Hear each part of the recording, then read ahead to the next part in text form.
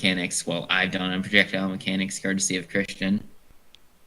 Just, I say the detailed way because, as far as it has been mentioned so far in my timeline of life, it has been always of the form negative 16t squared, and nothing has ever gone into more detail or even talked about a second axis. Unfortunate, because it's a thing I've been interested in since like 4th grade. Oh, blank slide. Not useful now.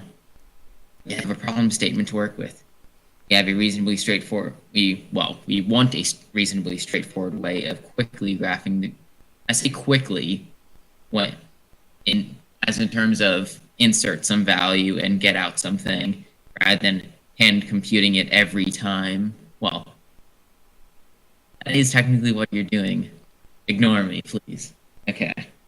You mean abstraction, right? You want to black box it so you just have a formula and you can plug in and get the range instead of going through the analysis? Is that what you mean? Correct. Gotcha.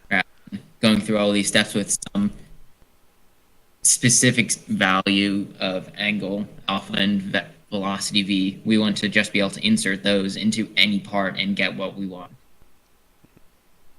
Okay, what we're talking about today is quickly graphing the path of some projectile, say a cannonball as it is referred to, for a vacuum. I specify vacuum because there is no additional forces acting upon our cannonball lengthwise or on the x-axis after it has been launched, and under Earth's gravity, which is simply negative g. The cannonball is fired from the origin out of a cannon, assuming instantaneous acceleration with an angle alpha and a velocity v. Is there any questions? There's not any questions to be asked, but... Good. One comment, though. When you say through a vacuum, and you justify that by saying now there's no forces acting in the x direction, if you took into account air resistance, so if it weren't in a vacuum and it were in air, you would have extra forces both in x and in y, right? So you would get drag in both directions. But minor point. Looks good so far. That was a random thought I had while making it. Right. Part 2, making the functions. We are going to write down our functions as functions in terms of time. We know that the only acceleration occurring throughout the shot is the strictly downwards acceleration due to gravity. So we see that we say that y is a function of time, and its second derivative is negative g for a negative gravity acceleration. Of course, not anti-gravity, but negative as in going down rather than going up. We also see that the velocity imparted on our object at time 0 can be represented on the two axes separately, where x prime at 0 is equivalent to velocity times the cosine of alpha, and y prime of O, apparently. Adorable. I have no idea how that happened. Regardless, we see that I prime of quote-unquote 0 is equivalent to velocity times sine of alpha. Notice the difference between each, where the former is cosine and the latter is sine. We can then find that the positional graphs of each... I think I grammar goofed here. I apologize. We can then find the positional graphs of each by undifferentiating each.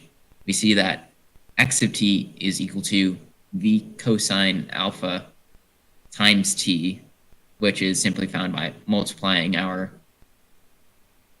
x at 0 derivative by t, which is working for our definition of undifferentiate here. And slightly more complicatedly, our y of t is a not quite composition, but addition of undifferentiating our y of t double prime equals negative g twice, and our other y prime of 0 equals v sine, to get what we have here, which is negative 1/2 g t squared plus v sine alpha t. These represent the positions as we go throughout time. Eventually, once you get the ladder here, which should be the y position in terms of x, but that is for later. Good. Okay, two comments. One, when you write derivatives, it's more common to put the primes before the parentheses showing the variable it depends on. So you would write y double prime of t instead of y of t double prime. But that's not a huge deal. It's just kind of a cosmetic notational thing. Um, Yeah. Second, yeah, it's good that you realize here that the variable is t because a common mistake is trying to undifferentiate v cosine alpha and just getting trigger happy and seeing the cosine and trying to undifferentiate by turning it into a sine. But I mean, don't forget alpha is a constant, right? So v cosine alpha is all a constant. So when you undifferentiate, as you've done correctly here, you just pop in a t. You don't try to undifferentiate the alpha or anything and change it into a sine. So that's good. Third comment is the thing you said about the 16 feet per second squared or whatever. So just a comment, you probably realize this, but that comes from the minus 1/2 g, because g in imperial units is 32 feet per second squared. So the 1/2 times 32 gives you that magic 16 feet per second squared that you have been you've been told dogmatically in the past courses or whatever, but never justified. So good. All right. I believe. Wait, did you originally say 2 comments and then gave 3? I don't care. I did. I added a comment partway through. Okay, now that comments have been commented, there was no questions, thankfully. Okay, we would like to progress. Parabolas make life easier because we see them all the time. To show that this function is a parabola, we must find some way to express y as a function of x rather than t, as I mentioned prior, simplifying this to 2 dimensions and allowing us to continue. We see, thanks to the equations we found before, that since the function x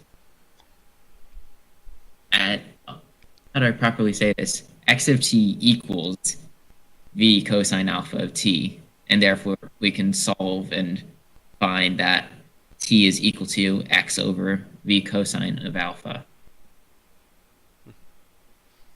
I find it weird to think of x as both a function and a axis. Not quite axis here. Let me think. It's just interesting to think about it like this. I say interesting as in difficult interesting. Well, not difficult interesting. I digress. We then see simply by inserting our value t into this, into our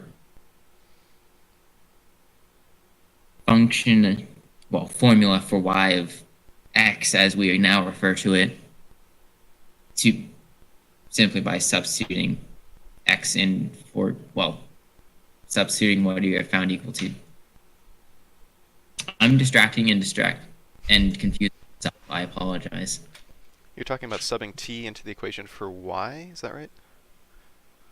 Substituting t into the equation for x. Well, no, I said it wrong. We're substituting x over v cosine of alpha for the placements of t. Okay, good. We see what we have here, and you can simply look at that as you wish. We can place the top and bottom of the former element, where I am talking about here the x over v cosine alpha squared. We can square the top and bottom by basic power rules to get x squared over v squared cosine alpha.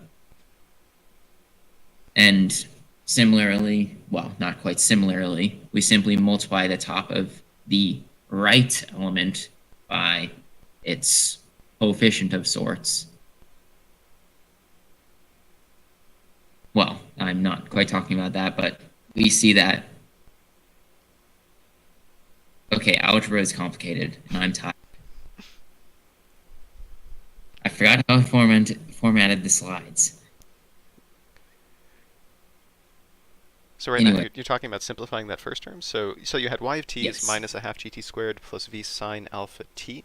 and then you've just put in everywhere there's a t, you put x over v cos alpha, which I think yeah, that looks fine. And now you're talking about, what, just squaring top and bottom, x squared over v squared cos squared alpha?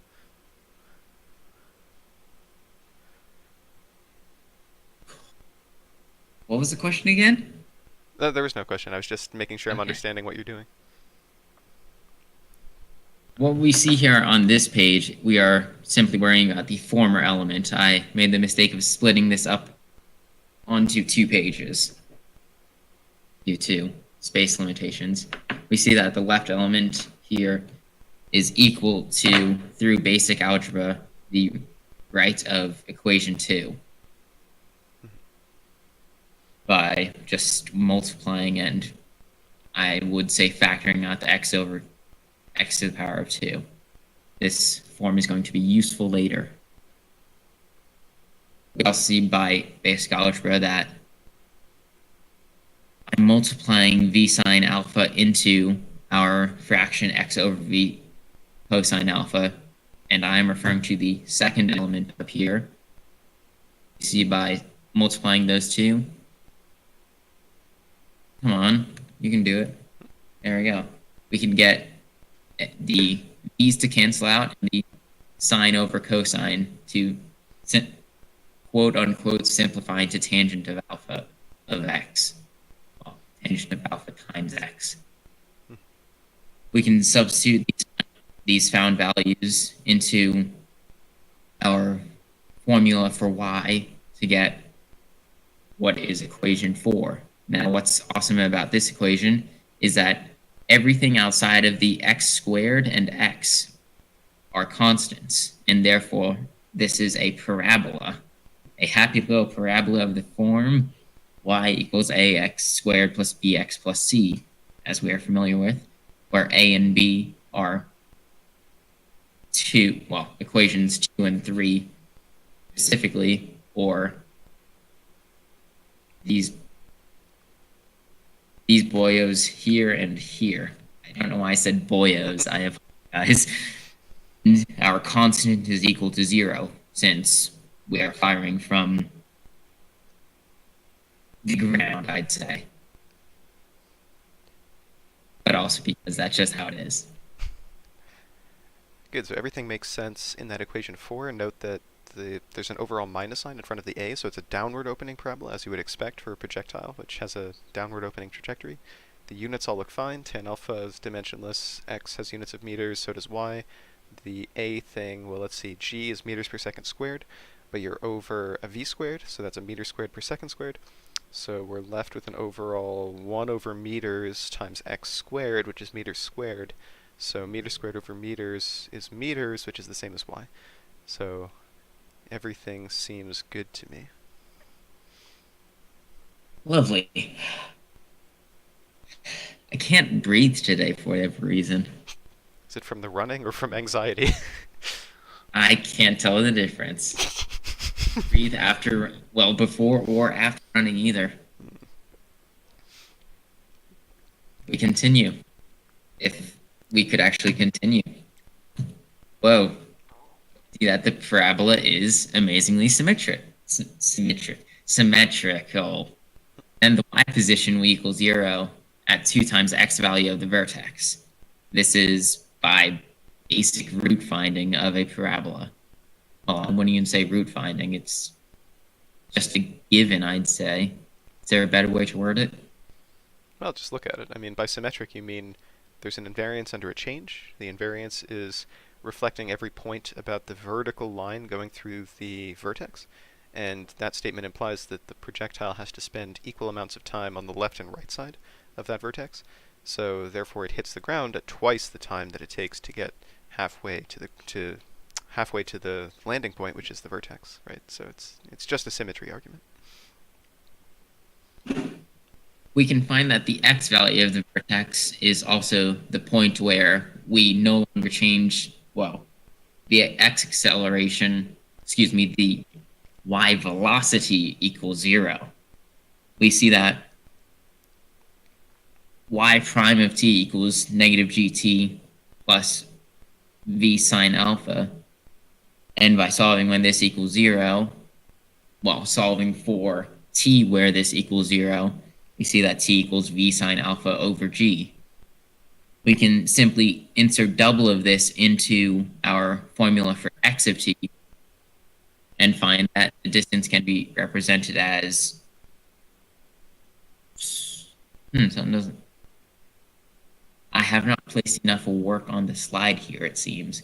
Either that or I'm not remembering correctly. All right. The formula for x of t was very simple, so it is perfectly reasonable to write it down that way. I could not properly recall what x of t was. So we see that the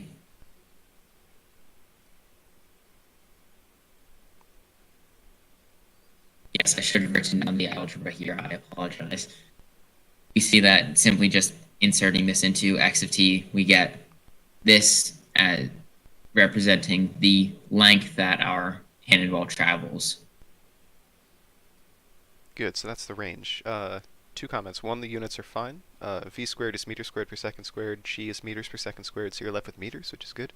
Second comment, maybe you do this on the next slide, but do you recognize the expression 2 sine alpha cosine alpha from one of our trig identities? Say that question again. Do you know of a different way to write the product 2 sine alpha cosine alpha, which appears in your numerator there, as a more simple expression using a trig identity?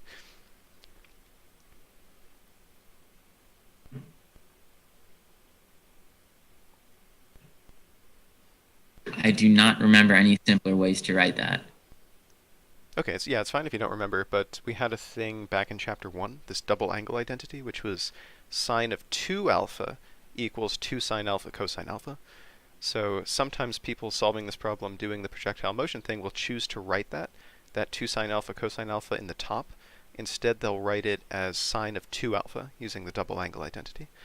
It's not a big deal. Either way is correct. I mean, they'll give you the right range, but if you see that sine 2 alpha in a different reference, just know that that's where it comes from. Okay. I guess I shall continue. How much? Oh, I've only been going for 16 minutes. Wow, it felt a lot shorter, longer. I don't know. To continue. I tried to continue. I don't know why I wrote down send it. Is that the snowboarder thing? It's a thing. I don't even know what it's supposed to be. I don't do tricks, so I wouldn't know. Regardless, we refer to the range function we found on the previous slide with respect to alpha this time, where velocity and gravity are considered constants. 2 velocity squared over g, which we can consider on its own just by basic multiplication rules, is given to us as a positive, since we cannot fire something out of a cannon with negative velocity, and I believe we assume that this is Earth's gravity, though it need not be. Well, it's going to be positive either way. Even if you're on Mars, it's going to be a positive number, right? Right. There's no anti-gravity. It's spelled with an U.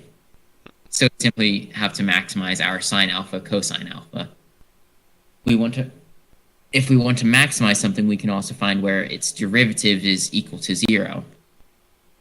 We take the derivative and see by the product rule that its derivative is equal to cosine squared alpha minus sine squared alpha. Now, this is of a familiar form, but wait, is it of a familiar form? I'm pretty sure that's always equal to... No, it's not always equal to 1. Thinking of something. It's not Pythagoras. There's a minus sign. Right. It's not Pythagoras. Well, we want to find some point where this equals 0, or we can also find some point where cosine squared alpha equals sine squared alpha. The only point where cosine and sine are equal is where alpha equals pi over 4. That is a potential answer / critical point. I define after the fact our alpha to be 0, pi over 2 because, well, the closed interval for angles of interest would be 0 to pi over 2, where at the endpoints, the range is going to equal to 0, and there are no undefined points. We then see that launching, well, I do not believe I've provided proper justification. Well, the only logical leap in going from that sentence to the last one is converting pi over 4 radians to 45 degrees, right?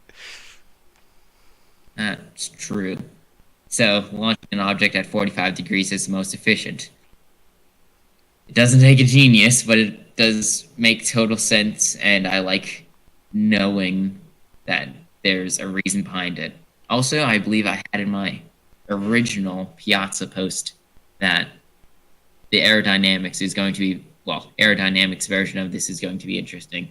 It's not, I doubt it's even that interesting. Is it simply a change to the acceleration on each axis? You're talking about with drag? Yeah. Yeah, the drag case is extraordinarily complicated because there's no simple closed form equation you could write down for the drag force. There's only various approximations. One approximation is assume that the drag force is proportional to the velocity. That's a good approximation when the projectile is moving slowly, like you throw a ball or something. Another approximation is assume the drag force is proportional to v squared, which is a very good approximation for something moving fast, like a bullet or a rocket. You can also assume the drag force is proportional to velocity to the 3/2 power, the 1.5 power. You can write down the exact solution to the differential equation for all three of those cases, and I can show you if you want. But none of them are exact. They're all just approximations because drag force is very complicated, so the best we can do is really just try to approximate the way that it works and see how well it fits the data. So it's much harder than you would think. Lovely. I do not have any further slides, so I don't know what you want to do, well, what you want to present on today. Well, I'll grill you a little bit. So, one, can you describe if you wanted to check that that 45 degrees was a maximum for the range as opposed to a minimum? How would you do that? Second derivative. Good. So you differentiate again that cos squared minus sine squared thing, and check that it's what would you check exactly? I would want to check that it is less than 0 at alpha equals pi over 4. Yeah, you want it negative, so it opened down. Yeah, good. Concave, I guess. Okay, so second question, how would this, you don't have to go through like equations or steps, but just explain at a high level, big picture, how would this analysis change if there were now an extra force acting in the x direction? So suppose there's a constant wind, like you're shooting a cannonball in a hurricane or something, and the wind is blowing horizontally, right? So you have a force now acting in the x direction. So which pieces of this derivation would change? I believe that we would be adding some constant to the first derivative of the x formula with respect to time. A constant. There'd be a Well, constant for the second derivative of x because you'd have a force, right? So the first derivative would the have a linear in two pieces. velocity, would it be a permanent velocity change or an acceleration? Well, F equals ma, right? So if you have a constant force, then you would have a constant change in the acceleration for x, which means you would have a linear change in the velocity for x when you anti-differentiate of. Okay, that is clearer. Yeah, it's not hard to do. It's a nice generalization. I think a lot of textbooks have that problem, but uh, okay, good. Other thoughts or comments from you? Did you like the problem, or I don't know, things that you found interesting about doing this that you want to share? I I found it fun and interesting. I do not have any comments on anything specifically. Okay, so what about CD4? So do you think you can finish all of the remaining CD4 problems by Thursday? Would that be okay? Certainly. Okay. Yeah, I think we I should just put in like a hard deadline. So, I mean, even if Thursday rolls around and whatever you're behind schedule and couldn't solve a couple problems, maybe you should just, leave them blank and upload it to GitHub just so we can be done with it and move on to integration. So, I mean, it's just good to have to have closure, I guess, to have the finish of chapter 4 be very, clear and crisp. All right, I'll do what I can with the free time that I have. Yes. Well, you have Cross more now because you're country, not running, right? cross country conveniently ended, which is unfortunate because was due last week. Pain, coincidences. Yeah, it's fine. I mean, maybe it was a little long, so we got delayed in finishing it. So that's all right. But it would be good to start integration. So maybe I'll do that today. I'd like to split session 40, as I would call it, into maybe two pieces. So maybe I'll do the first act since we're already like half an hour in. I'll just do the first act of session 40 starting integration today, and then we'll go through the rest of it and more of the details on Thursday, I guess, when CD4 is done. If that's all right with you. That sounds reasonable. I'm happy to do that. Okay, let me... One, I should screen share. Two, I should get... so many things. Okay. Sorry, I didn't have the slides ready because I was paying attention to your part of the talk. Let me get that. What's Stan's doing there? Oh, I needed a sans emoji for the JT Talk server, so... Nice. Yes, there's also Flowey, I think. Yes, there's Flowey here, and then there's Avocado, and then there's Nate Roshak. So I've been making a lot of emoji. That's the point. Nice. Yes, I apologize for the wait. Let me get this ready. Compiling. So this will just be the Act 1. As you can see, I have not actually finished writing Act 2, so this is very convenient. Oh, about tomorrow, by the way. So do you have something you want to talk about for symmetry stuff tomorrow evening? I have no idea what to talk about tomorrow. Okay, I'll maybe send a suggestion later today or tomorrow, and you can make some slides. I want to do the last thing, which is the kind of whole recipe. Like we've seen all of the individual ingredients, but I want to show the whole recipe end to end. Like the recipe, like the steps you follow if you are handed a molecule and want to guess how many IR peaks it has, right? So there's just a bunch of steps. Like you assign it to a point group, and then you look up the character table, and then you do some counting to count the number of vibrational modes there are, and then you apply some selection rules. So we've seen all of those pieces, but I want to do just a few examples going through all the steps. So I'll do that tomorrow, and you can present on something. Like I said, I'll send some suggestions, and then after that, I think we should start just outlining and planning the talk, because we have now less than 1 month. Yup. It'll be fun. Okay. Good. Session 40. So let's do this now. Let me get my pen. Come on. And the pen is failing. Hoping we're going to submit, Sav and I are going to submit the paper tomorrow. Hoping I'll be much less stressed once that paper's done. But fucking hell, why is the pen so bad? Well, while the pen goes, I will just advance the slide and explain what we're doing. So first, some roadmap and big picture about the group type comments. So I think we're about halfway through. You may recall way back in the very first meeting when I asked you to read that historical introduction from Apostle. He said that there's like two main problems that calculus solves, one of which is finding tangent lines, which we've done in great detail now, and the second is finding areas under curves. So basically the second half of this group, or it's a group with two elements, so I guess this I don't know, partnership or whatever, the second half is really going to be doing integration and then increasingly sophisticated applications of integration. So for the next 10 sessions, we're going to try to rigorously define what we mean by the area under a curve. Then we'll do a bunch of applications to physics and various other fields. Then after that, we're going to talk about sequences and series. So I alluded to this briefly before. If you have a bunch of numbers, A1, A2, blah, blah, blah, these ANs, you can ask questions about whether the sequence converges or whether the sum of the A's converge, and those questions require some techniques from integration. So we'll have more applications of the session 40 through 60 stuff here. And then the last piece is going to be kind of a grab bag. So I want to talk more about differential equations, which you've seen some of actually just now in solving differential equations for your projectile motion stuff. We'll see more about polar and parametric plots, and then I'll talk a little bit about what you typically study after calculus. So there's several generalizations like multivariable calculus, or more on linear algebra and matrices, which has some nice connections with calculus, and stuff like that. So that's the big picture. And then today, we'll just do Act 1, but I want to just explain the problem that we're going to be trying to solve for the next 20 meetings, this question of integration.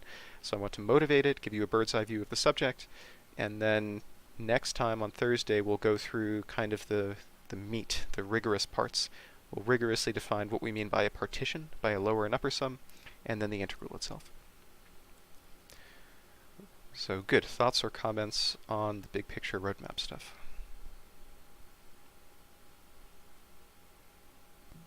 I have no thoughts or comments. Good.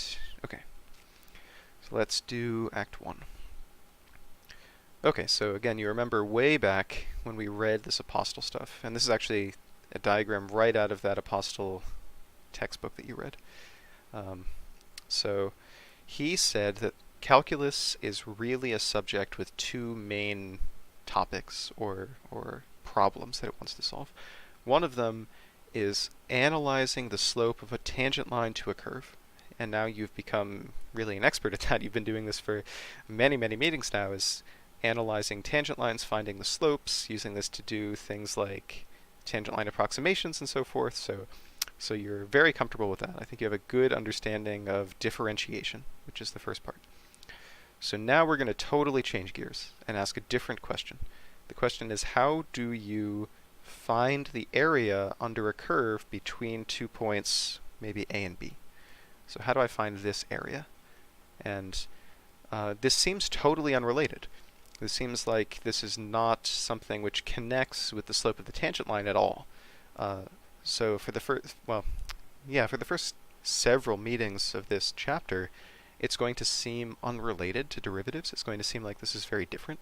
But then there's going to be a plot twist towards the end of this chapter, which is something called the fundamental theorem of calculus, or FTC. And the plot twist is going to be that even though these questions seem totally unrelated, there's actually an extraordinarily deep connection. This question of how you find the area under a curve, which is called integration, is going to turn out to be, in a certain very precise sense, the opposite or inverse operation as taking a derivative, right? So the thing we're going to learn eventually is that these things turn out to be kind of inverses or backwards. So you may have heard me say several times by accident, when we're talking about anti-differentiating, I'll accidentally say integrating. That's bad. You shouldn't say that. Integration is not the same as anti-differentiation. I hate when people make that mistake. They think that integration and anti-differentiation are the same thing. They're not the same. Integration is finding an area under a curve. Anti-differentiation is undifferentiating a function. They're not the same, but it turns out that they're related, right? So you should understand they're related, but not the same. And I'll make that more precise later. So anyway, let's get more of a big picture view of what is integration, what is finding the area or signed area under a curve. Okay, let's do that. So first, I should be a little more precise about what we mean by area, right? So in your geometry class last year or whatever, you learned how to find the areas of certain shapes. So for a circle of radius r, you have pi r squared.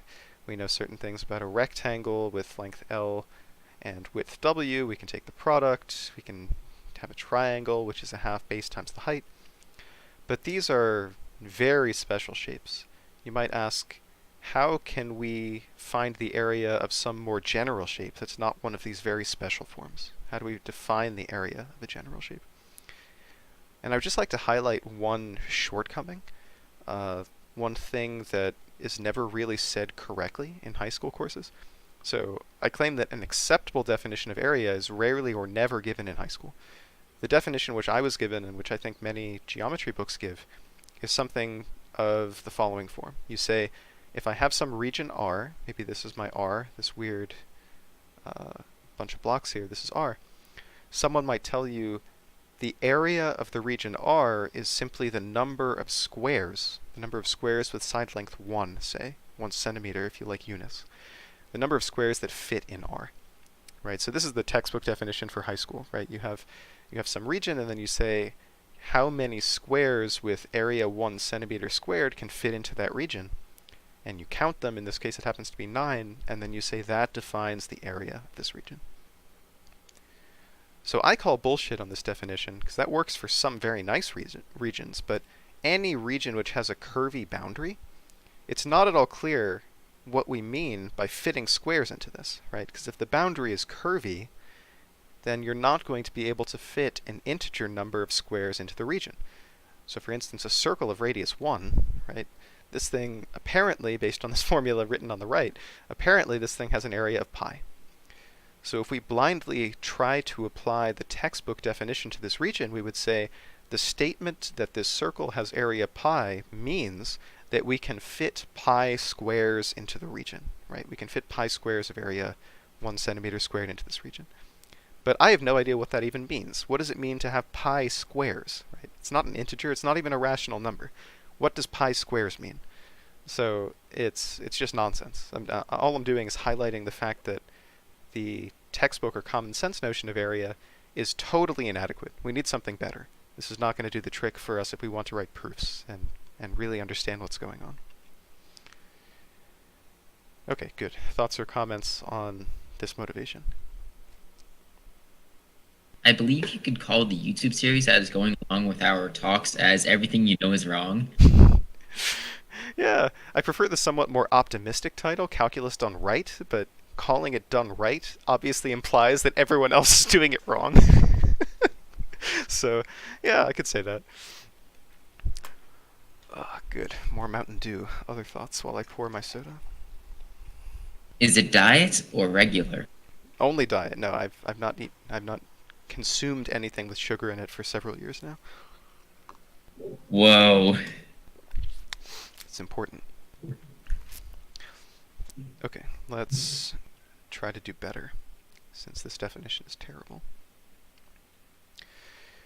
Okay, so let's make a first step. We want to define the area of any arbitrary region. So that sounds hard. Let's start with a slightly easier question. We will define the problem we're going to try to tackle as follows. So suppose we are handed a function f of x, which happens to be positive, so f is greater than 0 on this interval from a to b. And you could ask the question, how do you find the area between the horizontal axis, so this axis y equals 0, the vertical lines through a and b, so these vertical lines on the left and right, and the graph of f, which is the top part of this region, so this curvy bit. So how do we find this shaded area, which for convenience I will call R? R depends on the function f and the endpoints a and b. So clearly this is not going to be all possible shapes, like if I have some weird shape like this. This is not necessarily going to be the region bounded by a graph and some vertical lines, but this is a good first start. So we're going to try to find things like this, which have some nice curvy boundaries, because that will help us towards the general question of finding the area of any region. Okay, so this is the problem we'd like to solve, and in fact I'm going to modify it slightly. I'm going to weaken the assumptions, I'm going to generalize. And the reason is because once we start developing the theory, once we do some proofs about integration, we'll see very quickly that it makes sense to change that assumption that f is always positive, right? So back here I said we're trying to define areas, or at least the areas we discuss in geometry are always positive numbers, right? It doesn't make sense to have a negative area from a geometry perspective. But as we'll see, it's actually much easier if we change our notion of area a little bit to signed area, which we've seen several times now. We've seen this in the matrices unit for the determinant was involved with a signed area, and I think we've seen this a little bit in discussing quantum mechanics and finding integrals of even or odd functions or whatever. So we'll see that it makes sense to change our problem to the following problem. So now the problem is given a function f, which need not be positive, any function f on an interval a to b. The question is, how can you find the signed area, again, between the horizontal axis, so this axis here, and the vertical lines through a and b, which are here and here, and the graph of f itself, and we're going to apply the rule that any piece of area which is above the axis is going to be counted positive. So these light gray parts are counted positive, and this dark gray part down here will be counted negative. So hopefully it's clear that this is truly a generalization of the previous problem statement, because back here, when the function is positive, this is just a special case of the second one, right? If we can solve this second problem for signed areas that are both positive and negative, then we can clearly solve all problems of the first type because we just restrict to a case that has no negative regions in the area. So this is the definition of the integral of f.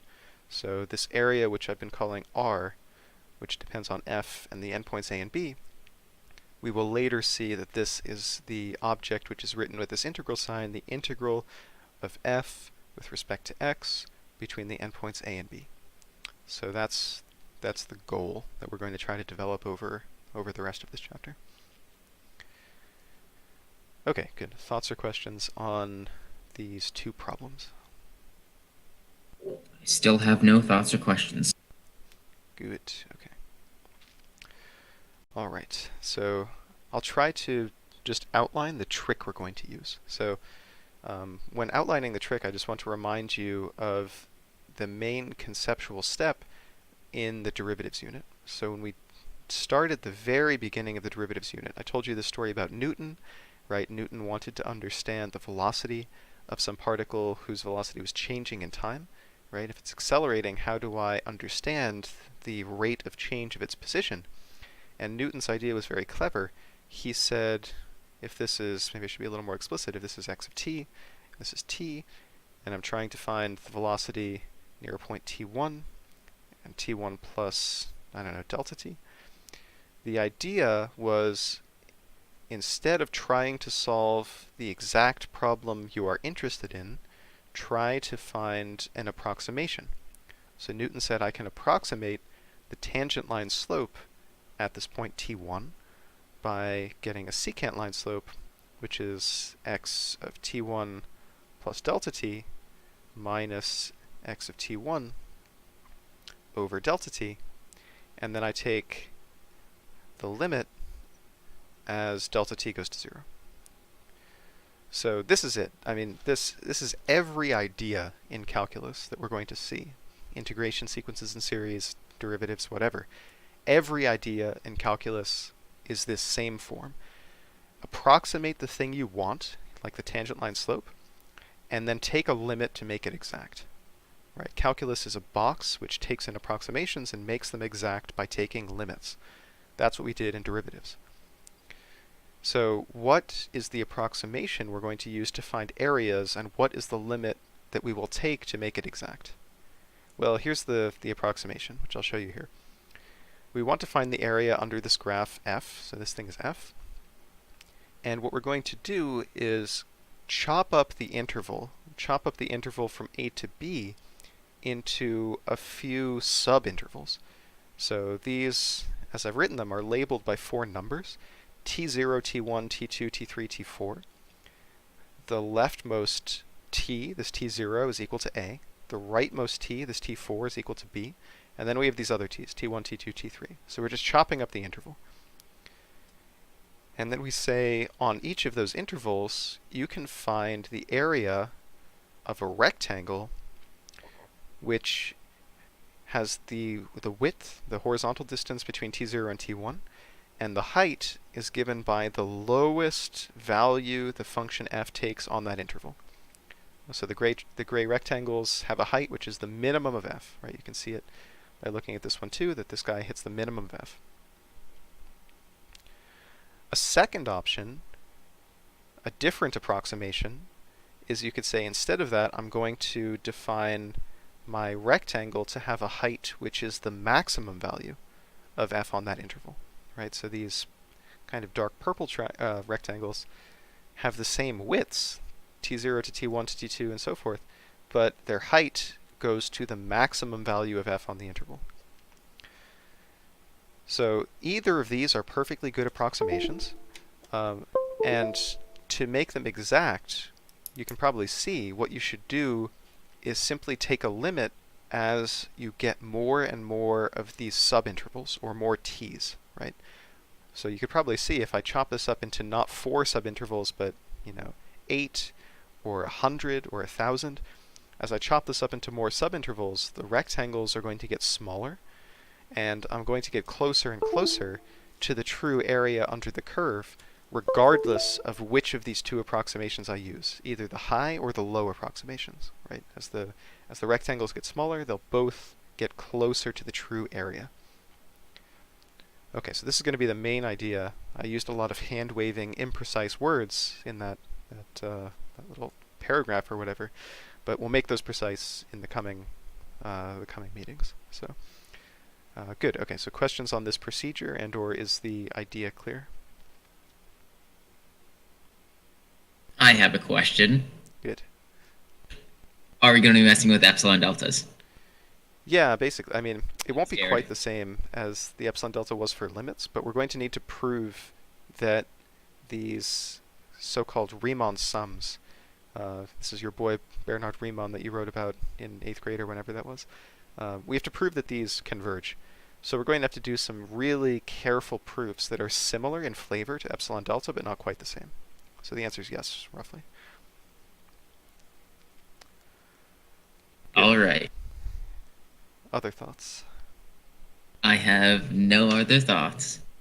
Still can't tell if I'm anxious or tired or cold. I don't know. All of the above. Wait, what would you be anxious about? Yes. Okay. I'm not privileged enough to know your anxieties. Okay. Well, here's the idea of the definition we're going to make of the integral, right? So the idea should be that if we take the limit as the number of t sub I, that is the number of rectangles, gets large, so, and my pen skipped, if we just keep making this number of rectangles bigger and bigger, so the rectangles get skinny, and my drawing's very poor, but you see what I'm getting at. If we make the rectangles very skinny, this becomes a better approximation to the true area. But we have to be careful, because if we want this to define a nice, meaningful area, a nice approximation, then the limit should exist, first of all. If we take the limit as the number of t sub I gets large, we have to prove that limit exists, which will involve some epsilon delta management. But we should also prove that that limit does not depend on the approximation, right? So in the previous slide, I argued that you could use either big rectangles or small rectangles, and if this function is nice and well behaved, then the limit should be the same for taking the limit as ti goes to infinity, the number of ti's goes to infinity. That limit should be the same if I'm using the big rectangles, using the maxes, or the supremum of the function on each interval.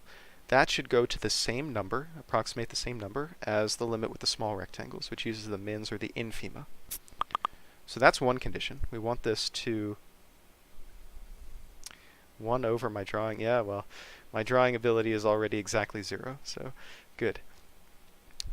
Right, so it should not depend on the approximation, so this is kind of independence of the approximation scheme. But a second thing we would like for this to make sense is that it should not depend on how we chop up the interval. What do I mean by chop up the interval? I mean that back here, when we chose these t0, t1, t2, t3, and so forth, what if I had picked different t's?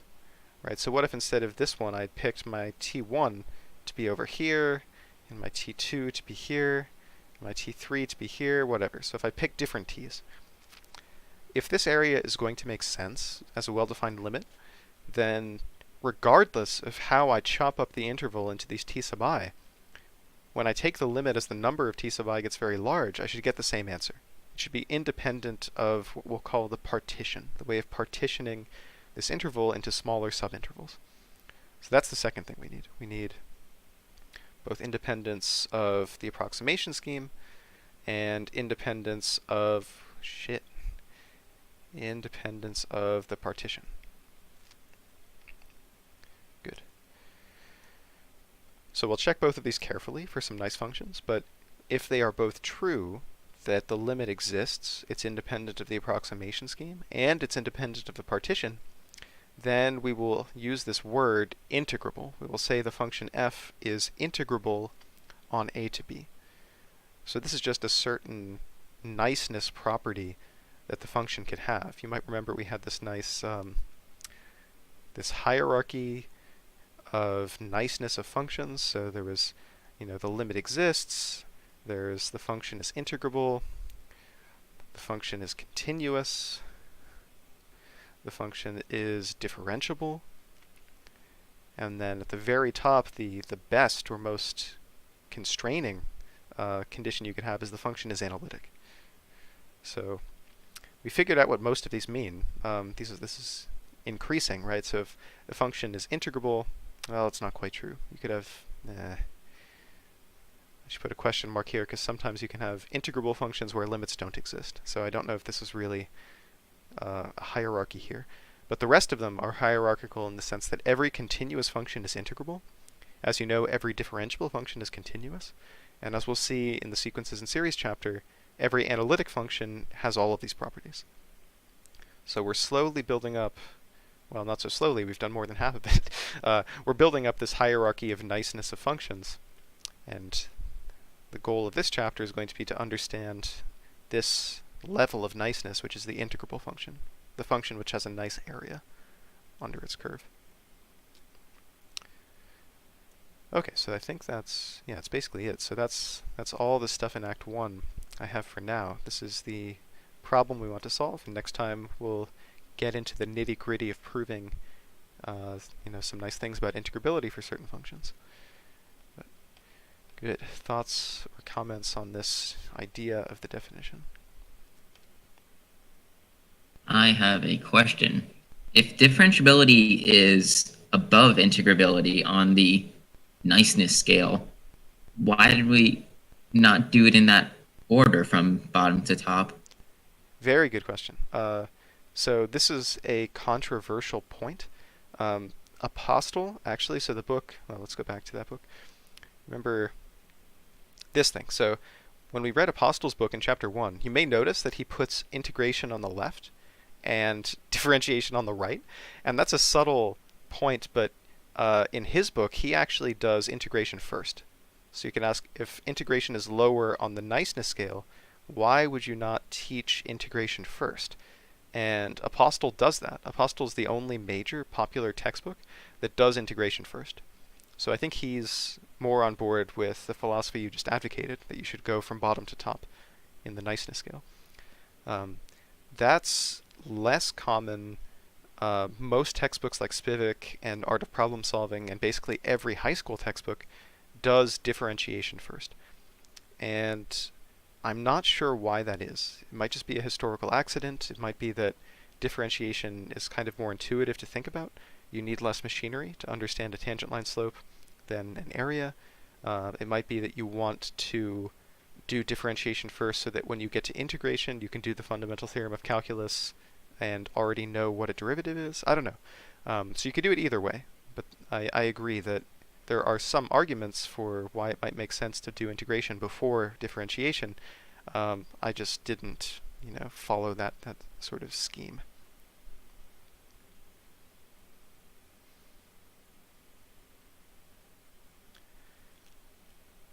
Good. Other thoughts? I do not have any other thoughts. Okay, good. Well, let's, I guess, quit for now. You can wrap up CD4 by Thursday, and then Thursday we'll do partitions and integrability stuff. Cool. Cool beans. I should stop recording.